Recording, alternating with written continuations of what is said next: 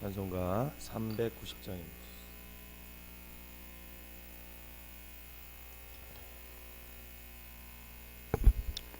예수가 거느리시니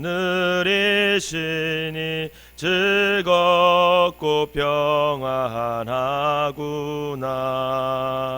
주야의 자고 깨는 것 예수가 거느리시네. 주 날 항상 돌보시고 날 친히 거느리시네. 주 날 항상 돌보시고 날 친히 거느리시네. 때때로 괴로움 당하면 때때로 기쁨 누리네. 풍파 중에 지키시고 평안히 인도하시네. 주 날 항상 돌보시고 날 친히 거느리시네. 주 날 항상 돌보시고 날 친히 거느리시네. 내 주의 손을 붙잡고 천국에 올라가겠네. 괴로우나 즐거우나 예수가 거느리시네. 주 날 항상 돌보시고 날 친히 거느리시네. 주 날 항상 돌보시고 날 친히 거느리시네. 이 세상 이별할 때에 마귀의 권세 이기네. 천국에 가는 그 길도 예수가 거느리시네.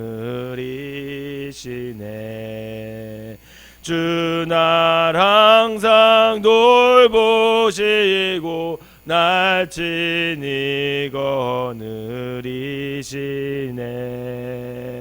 주 날 항상 돌보시고 날 친히 거느리시네.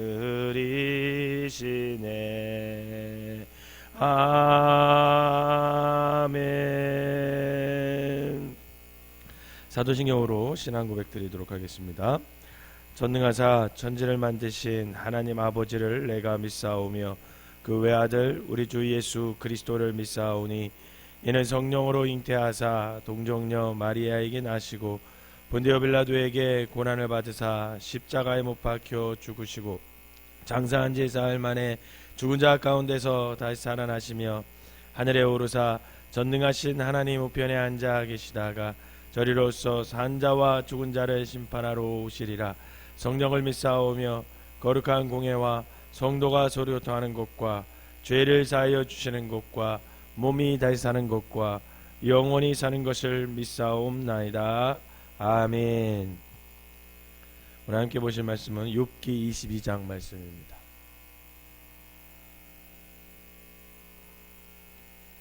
욥기 22장 제가 한 절 읽고 여러분들이 한 절 읽으면서 교독하도록 하겠습니다.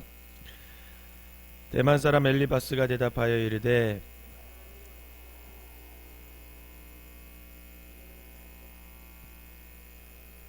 내가 의로운들 전능자에게 무슨 기쁨이 있겠으며 내 행위가 온전한들 그에게 무슨 이익이 되겠느냐.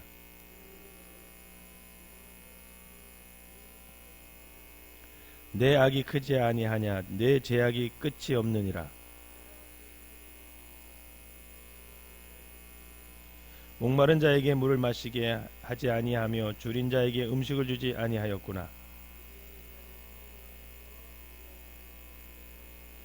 너는 과부를 빈손으로 돌려보내며 고아의 팔을 꺾는구나.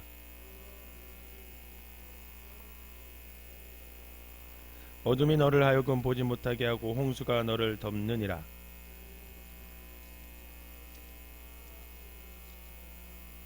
그러나 내 말은 하나님이 무엇을 하시며 흑암 중에서 어찌 심판하실 수 있으랴.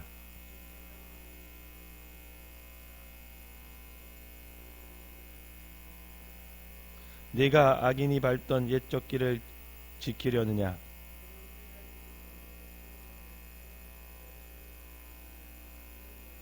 그들이 하나님께 말하기를 우리를 떠나소서 하며 또 말하기를 전능자가 우리를 위하여 무엇을 하실 수 있으랴 하였으나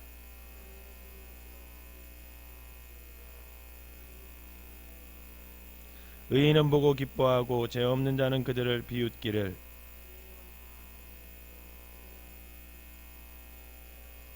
너는 하나님과 화목하고 평안하라. 그리하면 복이 내게 임하리라.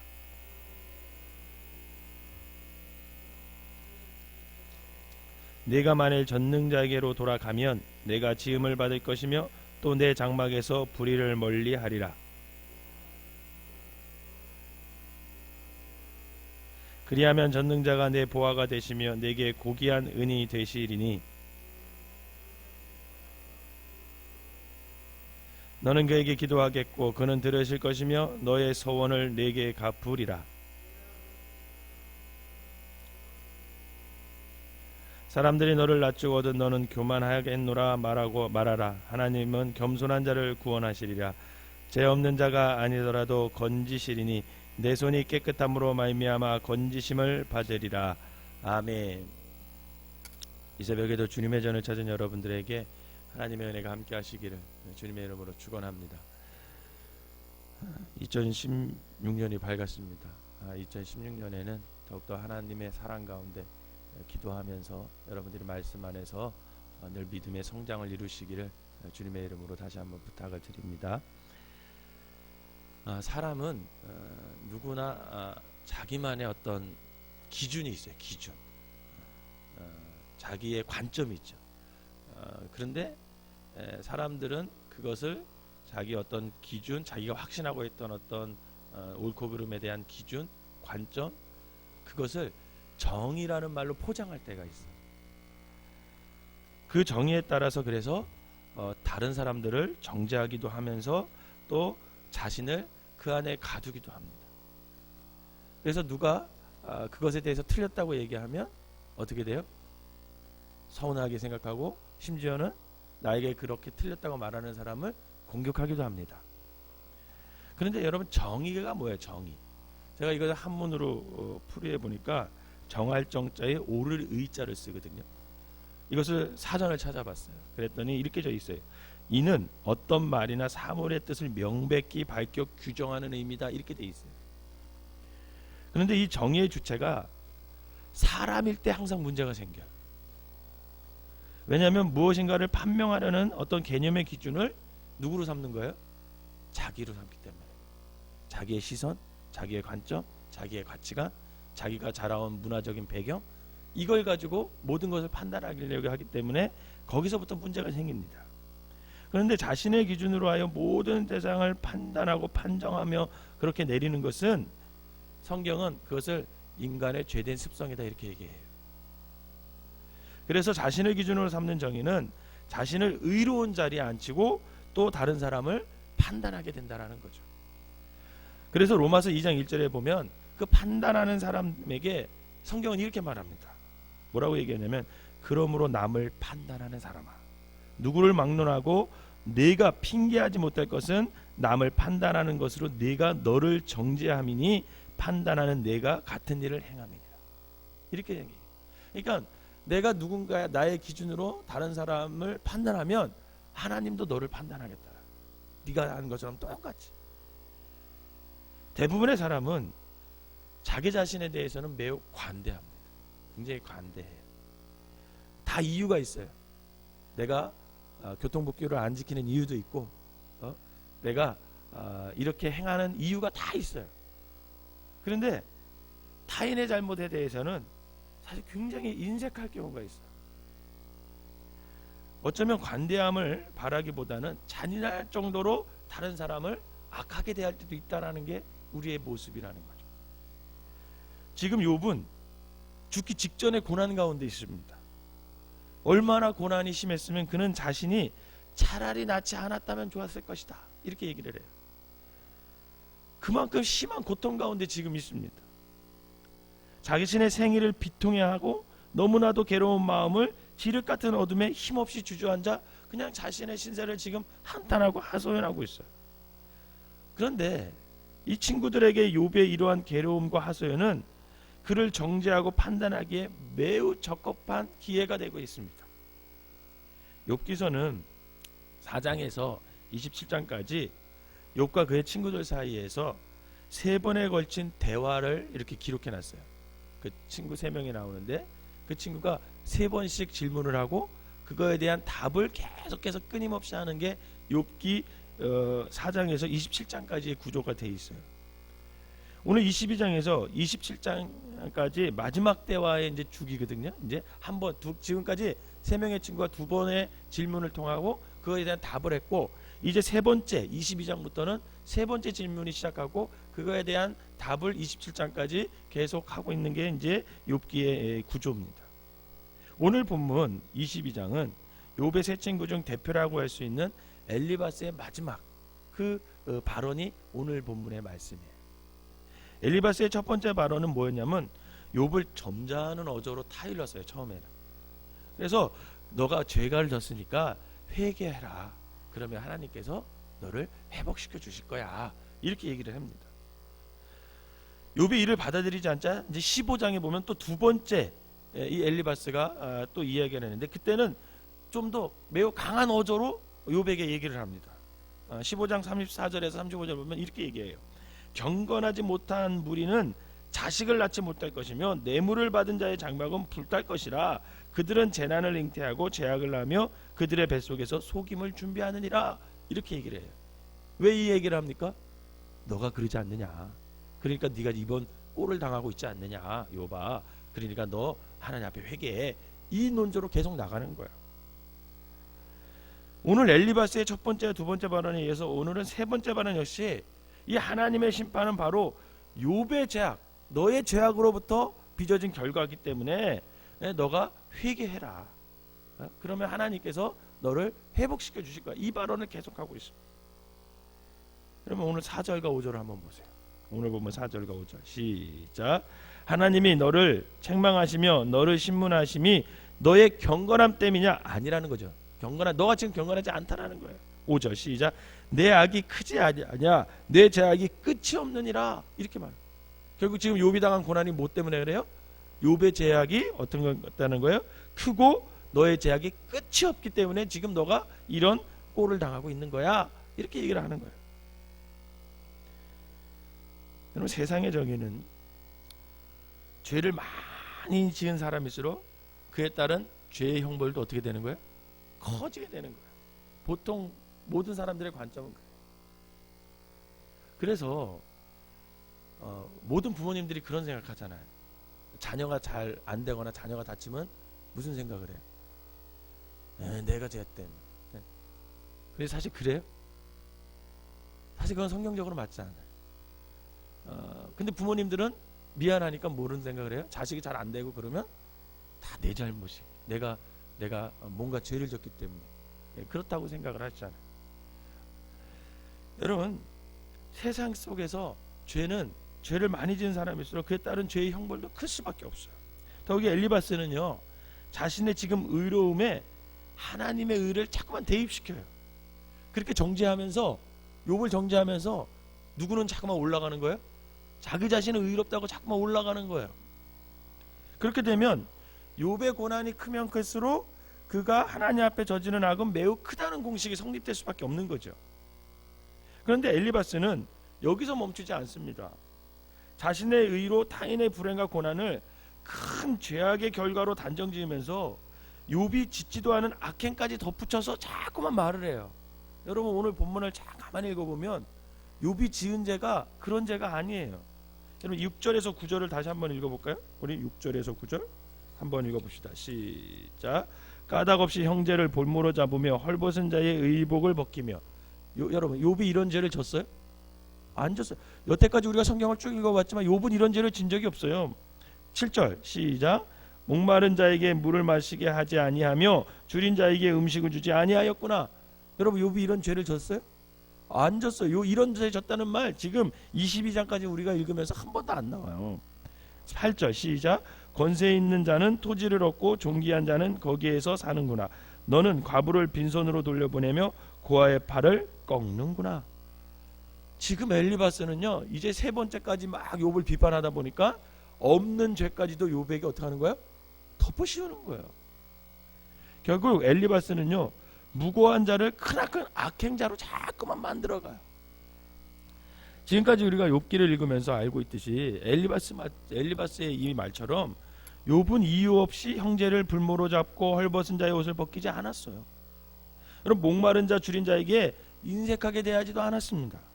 욥의 부요함이 부당하게 자신의 권세를 이용해서 그것을 다 취하지도 않았고 고아와 과부를 괴롭히지도 않았어요.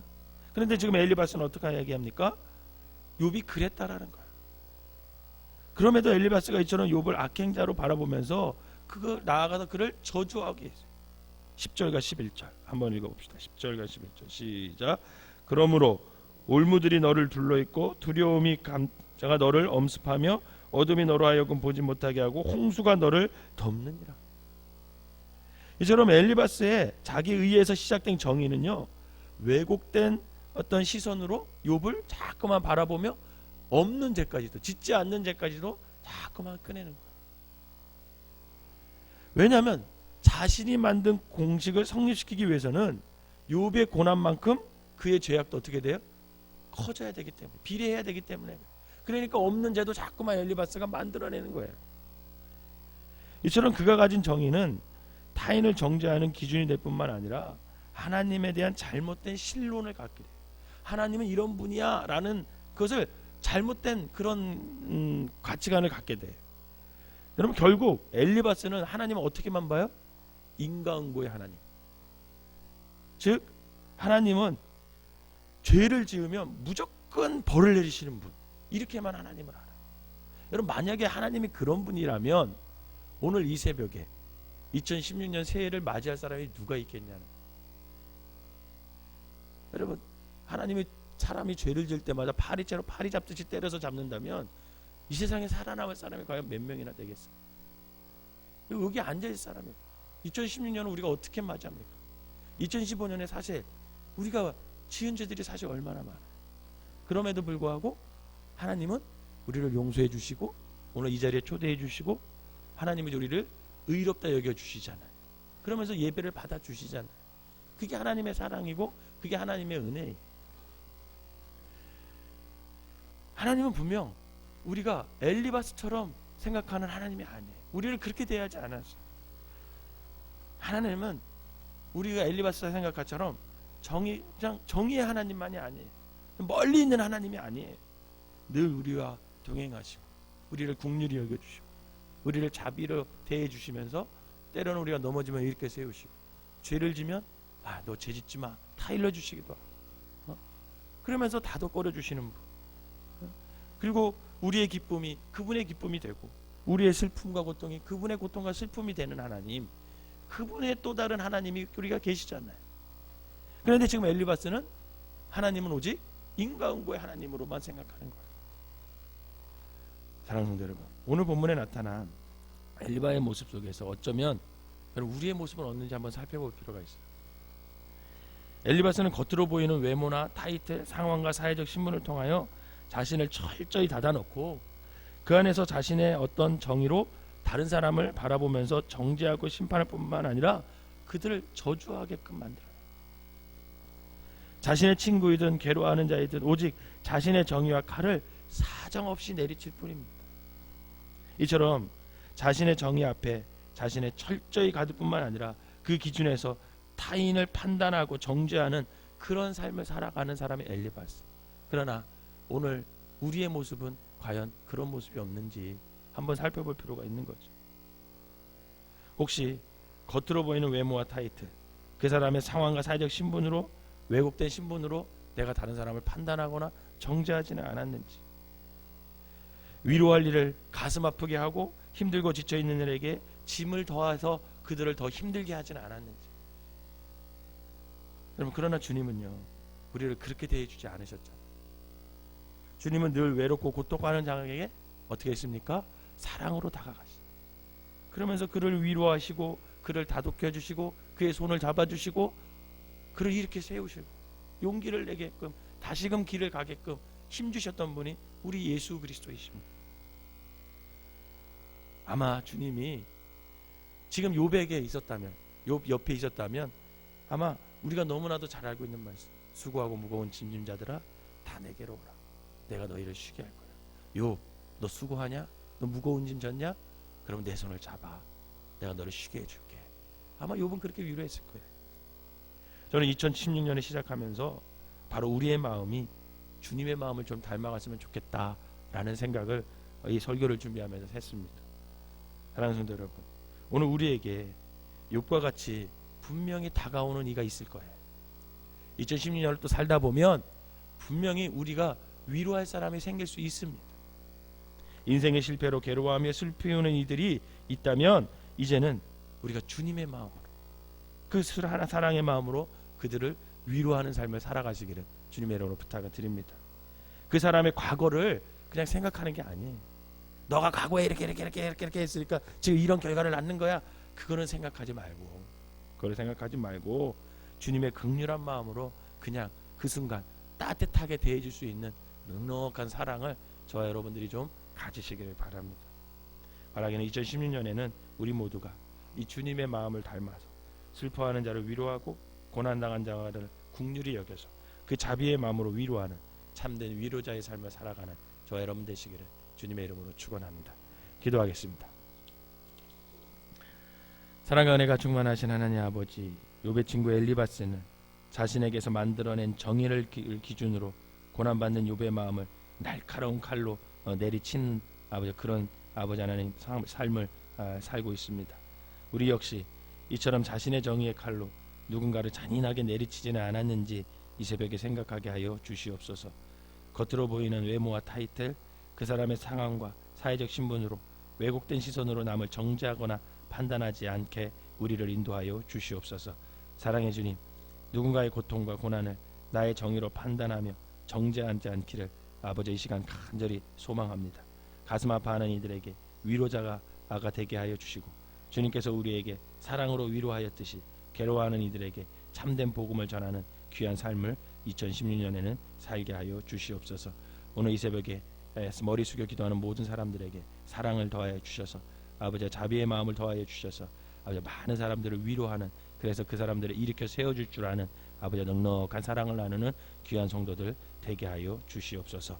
모든 이의 위로자가 되시는 예수 그리스도의 이름으로 간절히 기도하옵나이다. 아멘.